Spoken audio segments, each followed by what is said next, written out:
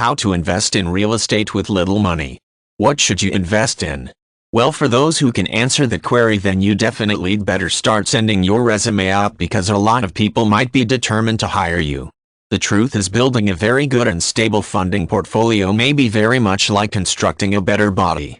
It takes a number of research, after which actually enduring quite a lot of blood, sweat, pain and tears, and it takes a very long time to see any results to speak of.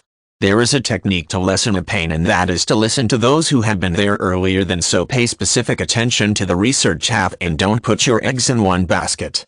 At the moment, and if in case you have the capital, property can be a good way to go. Interest charges are still reasonably low and the economy is getting better. This can be a great time to invest in land and developments. Just be sure you use your common sense and pay a bit of extra for property in better areas fairly than cheaper, badly positioned properties.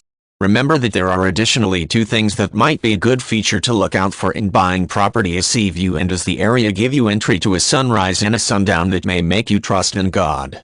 A less expensive possibility, and one that folks actually need to look into, are the MLM alternatives obtainable on the internet. They're low cost and generally even free to start out, and all they take is just a little persistence and a starvation to make your lot and scenario better.